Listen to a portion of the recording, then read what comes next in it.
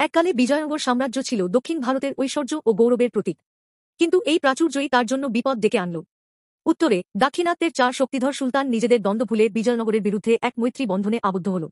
1565 সালে বিজয়নগরের বিচক্ষণ সম্রাট রায়ের নেতৃত্বে বিশাল সৈন্যবাহিনী প্রস্তুত। কর্ণাটকের রাক্ষসতাঙ্গারি প্রান্তরে দুটি শক্তি মুখোমুখি হল। এক পাশে বিজয়নগরের ঐতিহ্যবাহী হস্তি ও অশ্বারোহী বাহিনী, অন্য পাশে সুলতানদের সুসংগঠিত সামরিক শক্তি, যার প্রধান অস্ত্র ছিল শক্তিশালী কামান।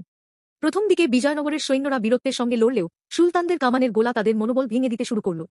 যুদ্ধের চরম মুহূর্তে ঘটল সেই মর্মান্তিক ঘটনা। রাম রায় শত্রুদের হাতে বন্দী হলেন এবং দ্রুত তাকে মৃত্যুদণ্ড দেওয়া হল। নেতার আকস্মিক পতন পুরো বিজয়নগর সেনাবাহিনীকে বিশৃঙ্খল করে তুলল।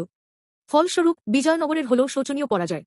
সুলতানদের বিজয়ী সেনাবাহিনী বিজয়নগরের রাজধানী হাম্পিতে প্রবেশ করল এবং নির্মমভাবে শহরটিকে লুণ্ঠন ও ধ্বংস করল। যে শহর এককালে শিল্পকলা ও সভ্যতার প্রতীক ছিল, তা মাত্র কয়েকদিনের মধ্যে পরিণত হল ধ্বংসস্তূপে। তালিকোটার যুদ্ধ কেবল একটি সামরিক পরাজয় ছিল না, এটি ছিল দক্ষিণ ভারতের শেষ মহান হিন্দু সাম্রাজ্যের সমাপ্তি। আজ এই চ্যানেলটি সাবস্ক্রাইব করুন। ধন্যবাদ।